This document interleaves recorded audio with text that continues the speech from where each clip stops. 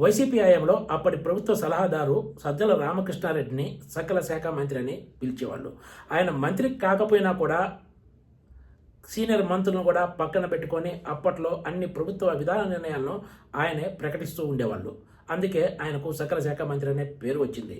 అప్పట్లో జగన్మోహన్ రెడ్డిని కలవాలంటే కూడా ఏ విషయమైనా ముందు సజ్జలకు చేరితే తప్ప పని జరిగే పరిస్థితి ఉండేది కాదని వైసీపీ నాయకులు బహిరంగంగానే చెప్పేవాళ్ళు.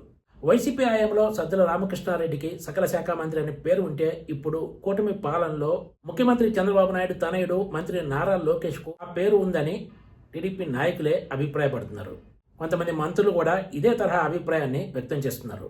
నారా లోకేష్ అధికారికంగా ఐటీ శాఖతో పాటు మానవ వనరులు, రియల్ టైం గవర్నెన్స్ వంటి విభాగాలను పర్యవేక్షిస్తున్నారు. ఆంధ్రప్రదేశ్ ప్రభుత్వంలో కర్నూలు జిల్లాకు చెందిన మంత్రి TG Bharat industries and commerce, food processing శాఖ మంత్రిగా ఉన్నారు. అయితే పేరుకు టీజీ భరత్ పరిశ్రమల శాఖ మంత్రి అయినా కూడా పూర్తిగా ఇప్పుడు ఈ శాఖ కంట్రోల్ మంత్రి నారా లోకేష్ చేతుల్లో ఉందనే చర్చ అటు టీడీపీ నాయకులతో పాటు అధికార వర్గాల్లో కూడా సాగుతోంది. పెట్టుబడుల సాధన కోసం అంటూ ప్రస్తుతం మంత్రి నారా లోకేష్ దక్షిణ కొరియాలో పర్యటిస్తున్నారు. రాష్ట్రానికి పెట్టుబడులు సాధించేసి ఉపాధి అవకాశాలు కల్పించడాన్ని ఎవరు తప్పుపట్టరు.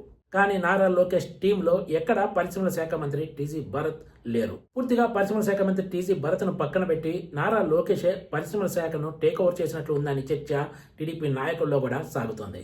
ముఖ్యమంత్రి చంద్రబాబు నాయుడు కూడా రాష్ట్రానికి వస్తున్న పెట్టుబడులన్నీ కూడా తనతో పాటు తన కుమారుడు నారా లోకేష్ కృషి వల్లనే వస్తున్నాయని బహిరంగంగానే చెప్పుకుంటున్నారు కూడా. పరిశ్రమల శాఖ పరిధిలో జరిగే శంకుస్థాపనలు, ప్రారంభోత్సవాల్లో కూడా నారా లోకేషే కీలకంగా వ్యవహరిస్తూ కొన్ని సందర్భాల్లో అసలు పరిశ్రమల శాఖ మంత్రి టీజీ భరత్కు చోటు కూడా కల్పించడం లేదు.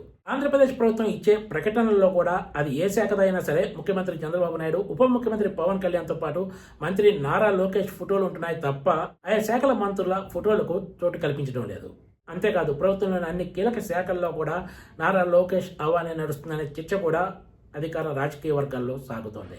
ముఖ్యంగా విద్యుత్ శాఖతో పాటు మున్సిపల్, మైనింగ్, రెవెన్యూ వంటి శాఖల్లో నారా లోకేష్ కి తెలియకుండా ఏమీ ముందుకు కదలటం లేదనే అభిప్రాయం ఎక్కువ మంది నేతలు వ్యక్తం చేస్తున్నారు. కొంతమంది మంత్రులు కూడా ఇదే మాట చెప్తున్నారు. అత్యంత కీలకమైన రాజధాని అమరావతి పనుల విషయంలో కూడా తనకు తెలియకుండా ఏమీ జరగకూడదనే ఉద్దేశంతోనే తనకు అత్యంత సన్నిహితుడైన ఐఏఎస్ అధికారి విజయరామరాజును సిఆర్డీఏ కమిషనర్గా నియమించారనే చర్చ కూడా ప్రభుత్వ వర్గాల్లో సాగుతుంది. ఎప్పుడైతే సిఆర్డీఏ కమిషనర్గా విజయరామరాజు వచ్చారో అప్పటి నుంచి ఆయన మంత్రి నారాయణ ఆదేశాలను పట్టించుకోకుండా స్వతంత్రంగా ఏకపక్షంగా వ్యవహరిస్తున్నారనే విమర్శను కూడా ఎదుర్కొంటున్నారు. అంతేకాదు సిఆర్డీఏలోని అధికారులు ఎవరైనా కూడా మంత్రి నారాయణ కలవాలన్నా కూడా ముందు తన పర్మిషన్ తీసుకోవాలని సిఆర్డీఏ కమిషనర్ ఆదేశించినట్లు మున్సిపల్ శాఖ వర్గాలు చెబుతున్నాయి.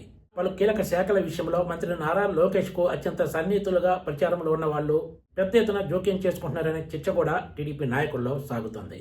వాళ్ళు నేరుగా ఎక్కడ ఆయా శాఖల్లో కనిపించకపోయినా కూడా ఫోన్ల ద్వారా వాళ్ళ మనుషుల ద్వారా తమకు కావాల్సిన పనులు చేయించుకుంటున్నారని టీడీపీ నాయకులే చెప్తున్నారు.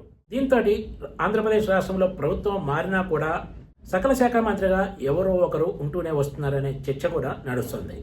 ఒకప్పుడు అన్ని శాఖలపై అజమాయిషీ కేవలం ఒక ముఖ్యమంత్రికి మాత్రమే ఉండేది. కానీ ఇప్పుడు పరిస్థితులు పూర్తిగా మారిపోయాయని ఒక మంత్రి అభిప్రాయపడ్డారు. Please subscribe TG TV.